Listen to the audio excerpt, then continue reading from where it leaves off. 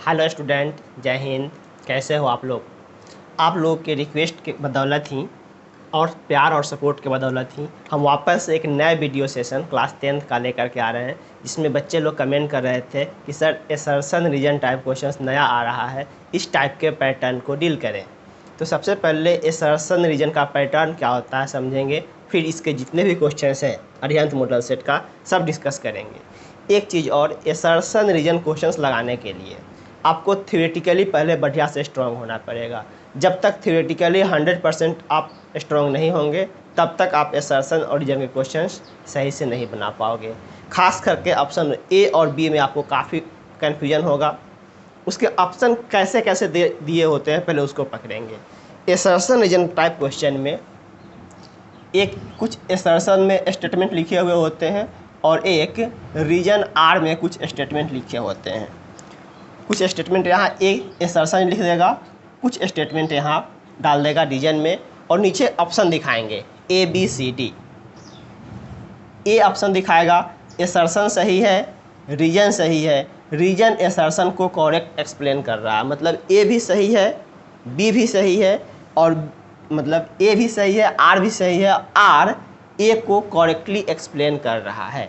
यहाँ पर option A दिखाएगा A and R both are correct and are explain A और आर दोनों सही है और आर ए को एक्सप्लेन कर रहा है। पूरा ऑप्शन क्या है हम पढ़ देते हैं। Both A and R are true and R is correct explanation of the A, वही चीज़ लिखा हुआ है। बी में लिखेगा assertion and reason both are correct but are not explain B A। C में दिखाएगा असर्शन सही है बट रीजन गलत है, और डी में दिखाएगा रीजन सही है बट असर्शन गलत है। कुछ ऐसा ही ऑप्शन होगा शायद। असर्शन ट्रू है, रीजन फॉल्स है, असर्शन फॉल्स है, रीजन ट्रू है। असर्शन फॉल्स है, ऐसे लिखा हुआ है, असर्शन फॉल्स है और रीजन सही है। इस फॉर्म में 4 ऑप्शन दिखाएंगे। तो 1 बाय 1 करके फटाफट पहले क्वेश्चंस पकड़ेंगे। पैटर्न क्या है, 2 स्टेटमेंट आएंगे, assertion statement, reason statement. Assertion सही, रीजन सही लेकिन एक्सप्लेन नहीं कर रहा है तो ऑप्शन नंबर बी डालेंगे। असर्शन सही, रीजन गलत, ऑप्शन नंबर सी डालेंगे। असर्शन गलत, रीजन सही, तो ऑप्शन नंबर डी डालेंगे। असर्शन सही, रीजन सही और रीजन असर्शन को करेक्टली एक्सप्लेन कर रहा है तो ऑप्शन नंबर ए डालेंगे। तो ए और बी वाले ऑप्शन में ज़्यादा कन्फ्यूजन होता है जब तक कि पूरा पैटर्न या थ्योरेटिकली हम पकड़ नहीं पा रहे हैं। अब 1 बाय 1 हम करके फटाफट क्वेश्चंस पढ़ लेते हैं। आपके अरिहंत के जो ये मॉडल सेट दिख रहे हैं इसमें 56 नंबर क्वेश्चन से स्टार्ट है आपका assertion reason question. 56 number question कह रहा है असर्शन का, keeping a point object fixed if a plane mirror is moved the image will also moved. अगर हम ऑब्जेक्ट को फिक्स करके एक प्लेन मिरर को ही मूव करेंगे तो इमेज डिस्टेंस भी मूव होगा, इमेज भी बदलेंगे। ये रहा आपका असर्शन का क्वेश्चन। रीजन कह रहा है, in case of plane mirror distance of object and image is equal from any position. Question number 56 में कह रहा है असर्शन का कि अगर हम ऑब्जेक्ट फिक्स कर दूं, ऑब्जेक्ट फिक्स करके एक प्लेन मिरर को मूव करूं तो इमेज डिस्टेंस बदलते रहेगा। इसका रीजन बोल रहा है कि प्लेन मिरर में ऑब्जेक्ट डिस्टेंस और इमेज डिस्टेंस हमेशा बराबर होता है। बिल्कुल ये भी सही बात है कि ऑब्जेक्ट डिस्टेंस और इमेज डिस्टेंस हमेशा प्लेन मिरर में सही होता है, रीजन अपन अलग से सही है। पहले असर्शन कह रहा है कि अगर हम ऑब्जेक्ट को फिक्स करके मिरर को खसकाएंगे तो इमेज का भी पोजीशन चेंज होगा। दोनों अपने आप में पहले तो सही है। अब रीजन असर्शन को करेक्टली एक्सप्लेन कर रहा है कि नहीं देखेंगे। अगर मान लो कि पहले ये 1 सेंटीमीटर पर था तो इसका इमेज भी 1 सेंटीमीटर पर बना होगा। इसको अगर हम मूव करके 2 सेंटीमीटर पर पहुंचा दिए, 2 सेंटीमीटर, तो इमेज भी बनने लगेंगे 2 सेंटीमीटर पर। तो जैसे जैसे हम इमेज ऑब्जेक्ट फिक्स करके मिरर खसका रहे हैं, वैसे वैसे इमेज का पोजीशन भी चेंज हो रहा है। क्यों चेंज हो रहा है? क्योंकि प्लेन मिरर में यू और भी हमेशा इक्वल होते हैं। तो रीजन असर्शन को करेक्टली एक्सप्लेन कर रहा है कि हाँ भैया, अगर ए सही है, बी सही है, लेकिन ए किस कारण सही है? बी के इस एक्सप्लेनेशन के कारण सही है। तो यू और भी बराबर है, सही है, प्लेन मिरर में हमेशा होते हैं यू और भी बराबर, क्योंकि फोकल लेंथ प्लेन मिरर का इनफाइनाइट होता है। फोकल लेंथ इनफाइनाइट होने के कारण यू और भी हमेशा इक्वल होंगे। तो ऑब्जेक्ट हमने फिक्स करके मिरर को ही अगर हम चेंज करूँ तो ऑब्जेक्ट डिस्टेंस बदलता रहेगा। ऑब्जेक्ट डिस्टेंस जैसे जैसे बदलेंगे उसी रेशियो में, उसी हिसाब से अपना इमेज डिस्टेंस भी बदलता रहेगा। मतलब ए भी सही है, बी भी सही है, और बी ए को करेक्टली एक्सप्लेन कर रहा है। मतलब इसका ऑप्शन नंबर कौन सा सही आ जाएगा? ए भी करेक्ट, आर भी करेक्ट, और आर ए को एक्सप्लेन कर रहा है। ऐसे क्वेश्चंस पकड़ते हैं। छोटा सा क्वेश्चन था।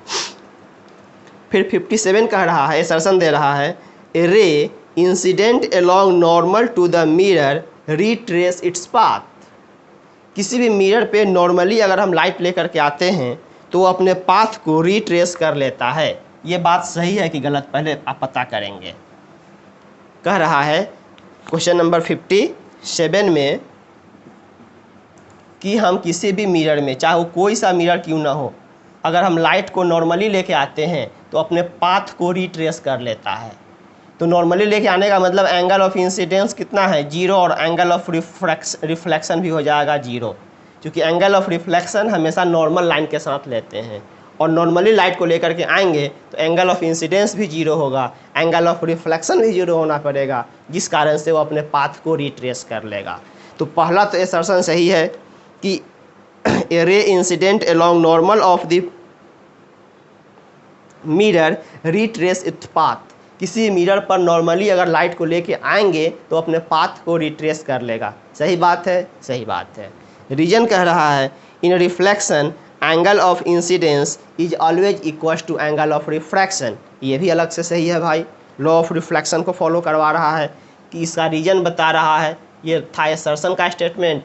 रीजन कह रहा है कि एंगल आई और आर हमेशा बराबर होता है, और आई और आर बराबर होता है, इसी केस को फॉलो करने के कारण ही 0 डिग्री पर इंसिडेंस हुआ है तो 0 डिग्री पर रिफ्लेक्ट कर गया है, मतलब अपने पाथ को रिट्रेस कर लिया है।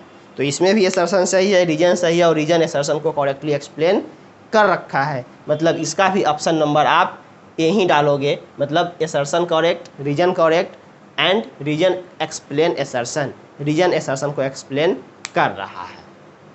आई मीन कोई डाउट नहीं होना चाहिए। ये ज़रूरी नहीं है कि प्लेन मिरर में ही, किसी भी मिरर में, आप कर्व मिरर में भी लेके जाओ तो जानते हो कि रेडियस ऑफ कर्वेचर इसका सेंटर बनता है। रेडियस ऑफ कर्वेचर से जो लाइट लेके जाते हो वो अपने पाथ को रिट्रेस कर लेता है। किसी भी मिरर पे नॉर्मली लाइट आप डालोगे तो अपने पाथ को रिट्रेस करेगा ही करेगा, क्योंकि वहाँ पर एंगल ऑफ इंसिडेंस 0 डिग्री हो जाता है। एंगल ऑफ इंसिडेंस 0 होगा तो एंगल ऑफ रिफ्लेक्शन को भी 0 होना पड़ेगा। 57। अब जरा 58 को देखेंगे। 58 में फिर कुछ कह रहा है असर्शन रीजन।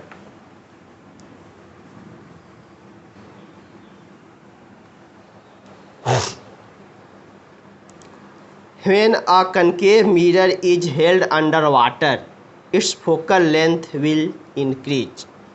एक कनकेव मिरर को हम पानी के अंदर डाल दें तो उसका फोकल लेंथ चेंज कर जाएगा। ये तो सरासर गलत हो गया, असर्शन गलत पकड़ा गया, कहानी खत्म यहीं पे कर देंगे। Option number D. किसी भी मिरर का फोकल लेंथ फिक्स्ड होता है। हाँ, लेंस का फोकल लेंथ चेंज होता है। लेंस जो होते हैं, कन्वेक्स लेंस या कनकेव लेंस, उसके फोकल लेंथ चेंज करेंगे, आगे डिस्कस कर लेंगे अगर वैसा कोई क्वेश्चन होगा तो। लेकिन मिरर के फोकल लेंथ हमेशा फिक्स्ड होते हैं। एनी मिरर के लिए हमेशा f = r/2 होल्ड होता है। r उस मिरर का कर्वेचर होता है, मतलब ये कितना बड़ा गोलाई लिए हुए है, ये उसका होता है रेडियस ऑफ कर्वेचर, और जस्ट इसका आधा होता है फोकस। तो अगर हमने मिरर फिक्स्ड कर दिया, मिरर का कर्वेचर फिक्स कर दिया, उसको पानी में डाल दे तो मिरर का साइज तो नहीं चेंज कर जाएगा, उसका जो कर्वेचर है वो तो नहीं बदल जाएंगे। अगर कर्वेचर नहीं बदलेंगे तो कैसे फोकस बदल जाएगा। तो 58 नंबर क्वेश्चन का एसर्शन ही गलत दे दिया। अब हम रीजन क्यों पढ़ने जाएंगे, एसर्शन गलत हो गया, ऑप्शन नंबर सीधे लगा लेंगे डी। ऐसे पढ़ लेते हैं कि रीजन भी क्या है। The focal length of a concave mirror is independent of the medium in which it is placed. सही बात है, किस मीडियम में डाल रहे हैं उससे ये फ्री है, उसको इससे कोई मतलब नहीं है। अब यहाँ 58 के एसर्शन और रीजन अपने आप में ही कंट्राडिक्टी डाल रहा है, एक में कह रहा है डिपेंड करता है, एक में कह रहा है नहीं करता है। तो ए और बी तो कभी नहीं हो सकते हैं, बच गया सी और डी। तो पता करो कौन गलत है कौन सही है। एसर्शन सही, रीजन गलत, सी। एसर्शन गलत, रीजन सही, तो डी। तो इसमें एसर्शन गलत निकला कि कह रहा है कि किसी भी कनकेव मिरर का focal length medium by medium बदलता है, जो कि गलत बात है। एसर्शन गलत हो चुका है, ऑप्शन नंबर डी। नेक्स्ट कह रहा है 59 में, higher is the refractive index of a medium और denser the medium, lesser is the velocity of light in the medium. किसी भी मीडियम में जितना ज़्यादा उसका रिफ्रैक्टिव इंडेक्स होगा उतना कम उसका स्पीड होगा, एसर्शन बोल रहा है। ज़रा पता करते हैं कि ये एसर्शन पहले गलत है कि सही है, पता करिए। आप म्यू के प्राइमरी डिफिनीशन को देखो, एब्सोल्यूट रिफ्रैक्टिव इंडेक्स क्या होता है, velocity of light in vacuum या फिर एयर बोलते हो, बाय वेलोसिटी ऑफ लाइट इन, जिस मीडियम में हमें म्यू निकालना है। और एयर या वैक्यूम जो भी आप जानते हो, इसमें लाइट का स्पीड फिक्स है 3 × 10⁸ मीटर पर सेकेंड। ये नंबर कांस्टेंट है, ये नंबर कांस्टेंट है। तो म्यू इन्वर्सली प्रोपोर्शनल किसके जा रहा है, मीडियम के स्पीड के। जिस मीडियम में स्पीड ज़्यादा उसका म्यू कम, जिस मीडियम का स्पीड कम उसमें म्यू ज़्यादा। तो ऑप्शन नंबर 59 का एसर्शन कह रहा है, higher is the refractive index of a medium, lesser is the velocity of light in that medium. जहाँ पर रिफ्रैक्टिव इंडेक्स ज़्यादा होगा वहाँ पर स्पीड कम होगा, सही बात है। जरा इसका रीजन पढ़ लेते हैं, क्या कह रहा है, refractive index is inversely proportional to the velocity of light. Clear है, म्यू और ऑलवेज रिफ्रैक्टिव इंडेक्स जो है म्यू, वो हमेशा उस मीडियम में लाइट की स्पीड के इन्वर्सली जाता है। जिस मीडियम में ज़्यादा स्पीड उसमें म्यू उतना ही कम, क्योंकि एयर के रेस्पेक्ट में मीडियम का जो स्पीड आएगा एयर के रेस्पेक्ट में, वही क्या डिफाइंड होकर आता है, म्यू। मतलब 59 का एसर्शन भी सही है, रीजन भी सही है, और रीजन एसर्शन को करेक्टली एक्सप्लेन कर रखा है। अभी तक एक भी ऑप्शन बी वाला नहीं मिला है कि हाँ सेपरेटली ए भी सही है, सेपरेटली बी भी सही है, लेकिन एक्सप्लेन नहीं कर पा रहा है। ऐसे क्वेश्चंस मिल जाएंगे, जैसे मान लो कि हम चलते फिरते कह दे राम के पिताजी का नाम दशरथ जी है, चलो सही है, हमने एक एसर्शन डाल दिया। दूसरा रीजन हम एक लिख रहे हैं, महाभारत में पांडव थे, सही बात है, ये भी अलग बात है, महाभारत में पांडव थे सब जानता है। राम जी के पिता का नाम दशरथ था, सब ये भी जानता है। दोनों स्टेटमेंट आपस में सही है, लेकिन एक का दूसरे से कोई कोरिलेशन नहीं जा रहा है। वैसे में आएंगे आपके ऑप्शन नंबर बी, ए सही बी सही, लेकिन करेक्टली एक्सप्लेन नहीं कर रहा। अभी तक तो वैसा ऑप्शन नहीं मिला आपने को एक भी। तो 59 का भी क्या हो जाएगा, ए ऑप्शन, मतलब एसर्शन सही, रीजन सही, और रीजन एसर्शन को करेक्टली एक्सप्लेन कर रहा है। 60 property of converging lens. Converging lens बोले तो convex lens does not remains same in all medium, सही बात है। प्रॉपर्टी का सेंस आ रहा फोकल लेंथ से, क्योंकि किसी भी लेंस का प्रॉपर्टी उसके फोकल पर ही डिपेंड करता है, फोकल के हिसाब से पावर।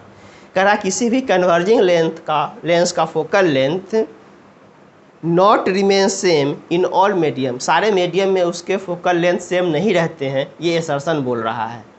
अब आपको ये चीज़ लग रहा होगा कि गलत बोल रहा है, लेकिन नहीं, ये सही बोल रहा है।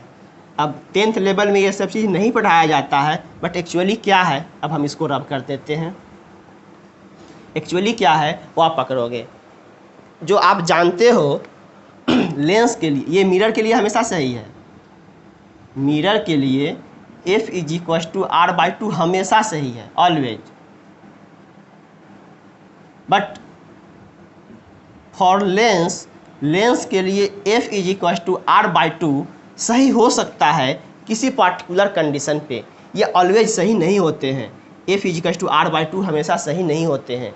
It may be correct at a particular condition, हर जगह ये सही नहीं है a बराबर r/2 लिख देना। बट 10th लेवल तक के जो कंडीशंस होते हैं वो पार्टिकुलर कंडीशन के ही क्वेश्चंस होते हैं। आप ओरिजिनली लेंस के लिए अगर लेंस फार्मूला खोजते हो 1/f, ये निकलता है mu lens by mu medium -1 into 1/r1 - 1/r2। मेरे पास कोई एक लेंस है, ये इसका जो मीडियम है इसको म्यू लेंस बोल रहे हैं, बाहर में जो है इसको म्यू मीडियम बोल रहे हैं। फर्स्ट सरफेस का कर्वेचर r1 दिखा रहे हैं, सेकेंड सरफेस का कर्वेचर r2 दिखा रहे हैं, तब जा कर के इसके फोकल लेंथ निकाला जाता है। क्लास 12 में पढ़ाएंगे कि किसी भी लेंस का focal length 1/f mu lens by mu medium -1 1/r1 - 1/r2 के हिसाब से चेंज होता है। गौर से देखो, एक दिए हुए लेंस के लिए उसका r1 और r2 फिक्स हो गया, क्योंकि इसका जो भी शेप होगा उसके हिसाब से r1 r2 फिक्स्ड है। उस लेंस का जो मटेरियल डाले, मटेरियल के हिसाब से म्यू एल फिक्स हो गया। बट म्यू मीडियम, बाहर में कभी एयर होगा, कभी केरोसिन होगा, कभी पानी होगा, कभी कुछ होगा, तो मीडियम जैसे जैसे चेंज होंगे वैसे वैसे फोकस क्या होगा, चेंज होना स्टार्ट हो जाएगा। तो किसी लेंस का focus medium by medium change करता है। f बराबर r/2 लेंस में कभी यूज नहीं करोगे। सॉरी। क्वेश्चन नंबर 60 में कह रहा है property of converging lens. Converging नहीं, किसी भी लेंस में, कन्वर्जिंग हो या डाइवर्जिंग हो, कन्वेक्स लेंस हो या कनकेव लेंस हो, किसी भी लेंस का focal length medium by medium change करता है। बस इतना ही याद रखो, फोकल लेंथ कांस्टेंट नहीं होते हैं, medium by medium focal change होते हैं। नेक्स्ट कह रहा property of lens whether the ray is diverging और converging is independent of the surrounding medium. नहीं, सराउंडिंग मीडियम पे उसके नेचर को डिपेंड कराता हुआ दिखाएंगे। ये आगे चल के तुम खुद पढ़ोगे कि एक convex lens as a diverging lens काम कर सकता है। ऐसा भी फिगर तुम आगे पढ़ सकते हो, मिलेगा पढ़ने के लिए। और एक कनकेव लेंस जो कि देखने में कनकेव लग रहा है, ये भी एज अ कन्वर्जिंग लेंस काम कर सकता है। ये फिगर गलत नहीं है। तो कह रहा है कि किसी भी लेंस का शेप देख करके आप ये नहीं बता सकते हो। इसका 60 नंबर का रीजन कह रहा है property of lens whether the ray is converging और diverging is independent of surrounding. नहीं, सराउंडिंग के मीडियम पर डिपेंड करता है। देखो, कन्वेक्स कनकेव की तरह काम कर रहा है, तो कन्वेक्स कनकेव की तरह काम करेगा, कनकेव कन्वेक्स की तरह काम करेंगे। ये सब कुछ डिपेंड करता है कि आप मीडियम का म्यू कितना डाले हो। मीडियम के म्यू के हिसाब से कन्वेक्स कनकेव का नेचर बदलते रहता है। तो 60 का ऑप्शन नंबर डी मतलब रीजन गलत है, एसर्शन सही है कि लेंस का प्रॉपर्टी हर एक मीडियम में सेम नहीं होता है। सही बात है। 60 का एसर्शन सही है, रीजन गलत है, मतलब ऑप्शन नंबर सी डालोगे। किस हिसाब से फोकस बदलता है, म्यू मीडियम के हिसाब से। मीडियम चेंज करोगे फोकस बदलना स्टार्ट हो जाएगा। 61 कह रहा है a convex lens is made of two different materials. A point object is placed on the principal axis. The number of image formed by the lens will be 2. ये assertion रहा। Reason कह रहा है the image formed by a convex lens is always virtual. लो, इसी से पकड़ में आ जा रहा है। कह रहा है कन्वेक्स लेंस, मिरर नहीं बोल रहा, लेंस, कन्वेक्स लेंस से हमेशा वर्चुअल इमेज बनता है। ये तो पूरी गलत स्टेटमेंट है। कन्वेक्स लेंस में फोकल और प्रिंसिपल पोल के बीच में जो ऑब्जेक्ट होता है तब जाके वर्चुअल इमेज बनते हैं। अदरवाइज फोकस से लेकर इनफाइनाइट तक कहीं भी आप ऑब्जेक्ट डालते हो रियल इमेज बनता है। ये बोल दिया कि वर्चुअल इमेज बनेगा कन्वेक्स लेंस से, जो कि गलत बात है। और किसी भी लेंस में म्यू के हिसाब से नंबर ऑफ इमेज बदलना शुरू हो जाता है। अच्छा क्वेश्चन दिया, सब आगे के कंसेप्ट से। 10th लेवल में तो इतना नहीं बताया जाता है, बट कंसेप्ट सब है। ये भी जो हम सामने फॉर्मूला लिखे थे इसको कहीं लिख लोगे, काम आएगा बहुत ज़्यादा। जैसे मान लो कि हमने एक लेंस लिया ऐसे, इसमें अलग अलग 2 मीडियम भर दिया, इधर कुछ म्यू1 टाइप मीडियम भर दिए, इधर म्यू2 टाइप मीडियम भर दिए। यहाँ पर कोई अगर हम ऑब्जेक्ट डालते हैं तो इसका दो अलग अलग इमेज बनेगा। एक इमेज अपने हिसाब से ये डाइवर्ट करवाएगा, एक इमेज यहाँ, मतलब जितना मीडियम डालोगे म्यू1 म्यू2 दो पार्ट में डाले हो दो इमेज बनाएगा। ऐसे करके 3 मीडियम डाल दिए, इधर म्यू1, यहाँ म्यू2 और यहाँ म्यू3। देखने में तो लेंस एक ही दिख रहा है, लेकिन इसके अंदर अलग अलग अगर मीडियम भरा हुआ है तो यहाँ एक ऑब्जेक्ट का 3 इमेज बना करके देगा। अगर ऐसा शेप आ रहा है, मान लो यहाँ डाल दिया म्यू1, यहाँ डाल दिया म्यू2 और फिर से इधर डाल दिया म्यू1, तो म्यू1 वाले मिल के एक जगह इमेज बनाएगा, म्यू2 वाले अलग इमेज बनाएंगे। इसमें ये ना कि 3 खंड में टूटा है तो 3 इमेज बन जाएगा, इसमें 2 ही इमेज बनेंगे, क्योंकि इसके अंदर 2 ही टाइप मीडियम डाला हुआ है, एक म्यू1 वाला मीडियम और एक म्यू2 वाले मीडियम। तो जितने खंड में मीडियम भरोगे, जितना वेराइटी के मीडियम, उतना इमेज बना के आता है लेंस। ये सब चीज़ आगे डिस्कस करा जाता है 12th में, बट अभी आप जानने के लिए, चूँकि क्वेश्चन नंबर 61 में ये चीज़ बोला है कि अगर लेंस को 2 पार्ट में बांट के अलग अलग हम म्यू डाल दूँ तो क्या अलग अलग इमेज बनेंगे? डेफिनेटली, जितना टाइप म्यू डालोगे उतना टाइप इमेज बनाएगा, है ना। नेक्स्ट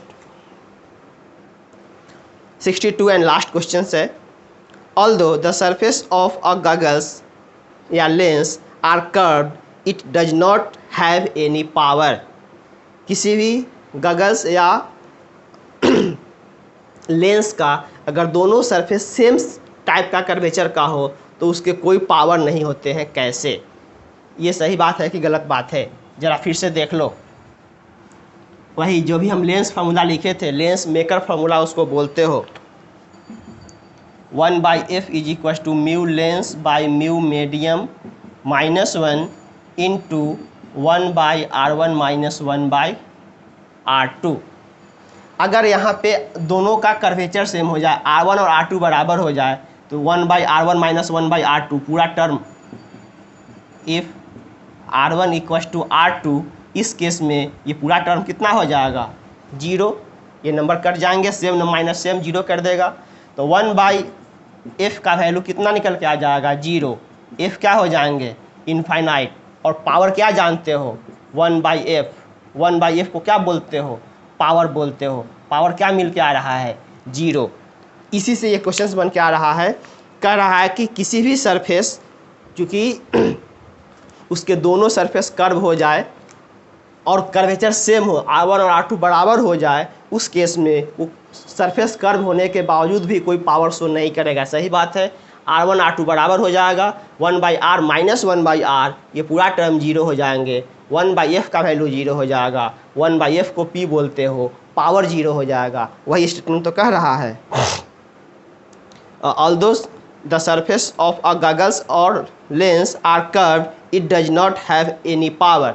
सही बात है, अगर r1 r2 बराबर हो जाए तब। इसका रीजन क्या दिखा रहा है? In case of goggles both the curved surface have equal radii of the curvature.